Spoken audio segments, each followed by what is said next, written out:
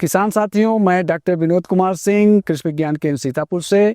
हमारे साथ में आज प्रगतिशील किसान हैं राघवेंद्र जी, जो बेहमा चौकी पहला विकास खंड सीतापुर जनपद के किसान हैं। आप खेती के साथ साथ बागवानी भी करते हैं। बागवानी में आप अमरूद की खेती, पपीते की खेती एवं ड्रैगन फ्रूट की खेती कर रहे हैं। तो अभी आप ड्रैगन फ्रूट में नए किसान हैं, लेकिन फिर भी आपने फलत लेनी शुरू कर दी है और बहुत अच्छे से आपने बागवानी को मैनेज करा है। इसके साथ ही साथ सहफसली के रूप में आपने पपीता भी ले रखा है। इसमें जो अभी जगह थी उसमें पपीते की भी खेती ले रहे हैं, जिससे आम के आम गुठलियों के दाम कर रहे हैं। तो आज हम लोग जानेंगे राघवेंद्र जी से कि ये ड्रैगन फ्रूट जो है उसकी खेती कैसे आप करते हैं, किन तकनीकी बिंदुओं पे ध्यान रखते हैं, तो जिससे आपको लाभ प्राप्त होता है। राघवेंद्र जी, जरा किसान भाइयों को बताने का कष्ट कर रहे हैं कि आप इसको कैसे क्या करते हैं, कब कौन सी क्रियाएं करते हैं, या इस समय कौन सी क्रिया आपको करनी चाहिए, इस पे जरा सा प्रकाश डालें। ये आपने ड्रैगन फ्रूट लगाया? जी सर। तो आपने इसकी रोपाई कब करी थी? ये सर हमारी हुई थी मार्च में। मार्च के महीने में आपने ये रोपाई करी। एक उन्नतशील जगह से, उन्नतशील नर्सरी से आपने इसके पौध लाए होंगे। पौध आपके को लगभग कितने रुपए का पड़ा होगा? 50 रुपये के पड़ा थी। 50 रुपये का एक पौध आपने लाया। और ये पौध लगाने से पूर्व आप ये पिलर जो बने हुए हैं, ये पिलर लगता है पत्थर के, आप कहीं बाहर से लाए होंगे? हाँ सर, आगरा से लाए थे। आगरा से आपने थोक के भाव में पत्थर लाए हैं। और आपको यहाँ तक ढुलाई का खर्च सहित एक पिलर का दाम कितना पड़ा होगा? लगभग 300 रुपये पड़ गया। 300 रुपये एक पिलर का दाम, इसके साथ जो लोहे का ढांचा बना है उसके साथ आपको पड़ गया होगा। नहीं सर, लोहे का ढांचा में जो है ये सर पड़ गया लगभग 600-700 रुपये का, 700 रुपये। अच्छा, मतलब पूरा अगर देखें तो 600-700 रुपये पड़ जाएगा। 300 में आपका एक पिलर पड़ जाता है, ठीक ना जी। तो आप 1 एकड़ में इस तरह से कितने पिलर आपके लगे होंगे? 1 एकड़ में 500 लगे हैं सर। 1 एकड़ में किसान साथियों 500 पिलर लगेंगे। मतलब 500 जगहों पे पेड़ इसके लगाए जाएंगे, ड्रैगन फ्रूट के लगाए जाएंगे।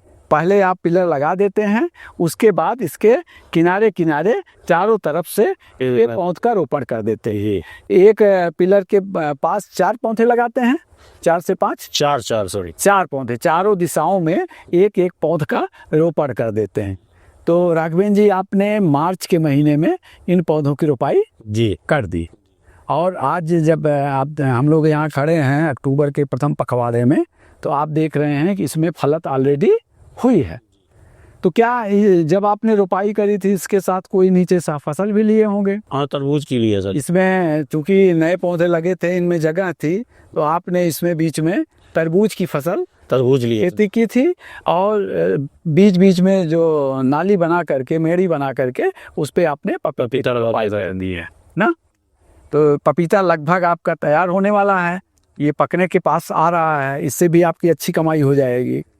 और ड्रैगन फ्रूट का जो ये आपने पौध लाया, लगाया, फलत चालू हुई, चूँकि पहली बार आपकी फलत हुई है, तो अभी उतना ज़्यादा फल नहीं आए हैं। आने वाले समय में इसके फल की संख्या और साइज बढ़ेगी तो आपको अच्छा मिलेगा। तो कितने महीने में आपके फल बाजार में आ गए? ये सर आगे 15 महीने में आ गया था। अच्छा, तो आपका 15 महीने बाद फलत शुरू हो गए। फलत मतलब हमको मिलने लग गई, जिसको आप बाजार में, तो यहाँ आसपास के बाजार में आपको कितने रुपए किलो में इसकी बिक्री हो जाती है? लगभग सर 200 से 300 रुपये हो जाती है। 200 से 300 रुपये किलो तक आपने इसको बाजार में बेचा है जी ना। तो आप 2 तरह के पौधे लगा रखे हैं, 2 प्रजातियों के, हमें लगता है। जी 2 लगे। एक में इन दोनों प्रजातियों में क्या अलग अलग खूबियां हैं? खूबियां सर यही है, साइज उसका एक का बड़ा होता है, एक का छोटा होता है। एक का साइज बड़ा होगा, एक का छोटा होगा। जो छोटी साइज का है उसका स्वाद में क्या अंतर है? खाने में स्वाद बड़े वाले से ज्यादा अच्छा है। बड़े राघवेंद्र जी का कहना है कि जो जिनमें फल बड़े आते हैं उनके फल तो स्वादिष्ट नहीं हैं, अपेक्षाकृत छोटे वाले की ये ज्यादा स्वादिष्ट होते हैं। लेकिन दोनों के उपज में तो अंतर पड़ता होगा ना? उपज में अंतर पड़ता है सर। उपज में देखा जाए तो लगभग साइज का मामला है और बाकी सब बराबर होता है सर। हाँ, तो ये तो नंबर आप फल उसमें ज़्यादा आए। हाँ, फल ज़्यादा है सर ना, इसमें फल ज़्यादा होते हैं। अच्छा, इसमें और क्या सावधानियां आपको बरतनी होती है? इसमें सर फंगस लग जाता है, फफूंद सड़न आ जाती जी, सड़न लगती है, सड़न बहुत समय पे इस पे आपको फफूंदीनाशक का भी छिड़काव करना पड़ता होगा। जी। ये तो मौसम परिवर्तन के हिसाब से होता है, मौसम के अनुसार जब आप देखते हैं बारिश आ गई तो समय ज़्यादा होता होगा, तो समय समय पे आप लगभग कितने दिन पे छिड़काव करते हैं? वही सर सड़न के हिसाब से जब अगर लगकर खाइए हाँ वो तो अब होती है सर, बाकी कुछ नहीं। आवश्यकता अनुसार एक फफूंदीनाशक का, जैसे कार्बेंडाजिम है 1 ग्राम प्रति लीटर पानी के हिसाब से, या दूसरा कौन सा करते हैं? ब्लू कॉपर करते हैं, ब्लू का मतलब कापर ऑक्सीक्लोराइड का 2.5 ग्राम प्रति लीटर पानी के हिसाब से घोल करके छिड़काव करते रहते हैं, तो जो भी बीमारियां आती हैं उनका भी निदान हो जाता है।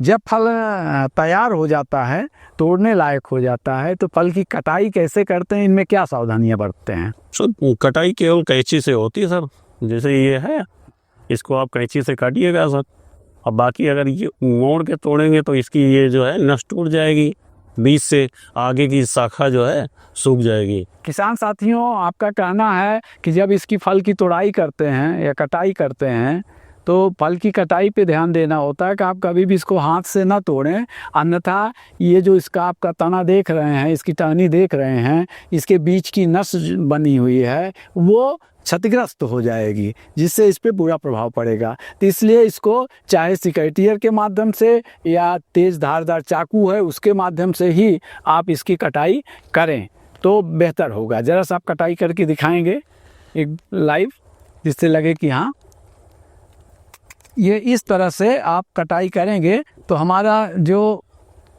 ये पौधा है किसी तरह क्षतिग्रस्त नहीं होगा, अन्यथा आगे का जो भी टहनी बढ़ने वाली इस पे कई फल आते वो क्षतिग्रस्त हो जाएगा। इस चीज़ का ध्यान रखेंगे। अच्छा, बाजार में ले जाने में तो कोई बहुत ज़्यादा इसको बचा के वैसे तो ले नहीं सर, ऐसे ही ले जाइए, बस क्रेट में रख लीजिए, बहुत ज़्यादा सॉफ्ट फल नहीं होता है, इसलिए कोई क्षति होने की संभावना नहीं होती है।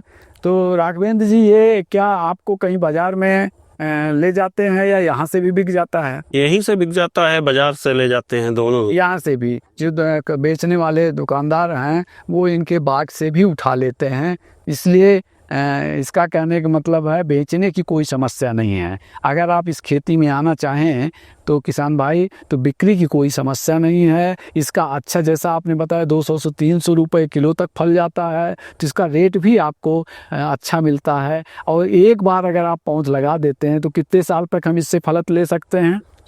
15 से 20 साल।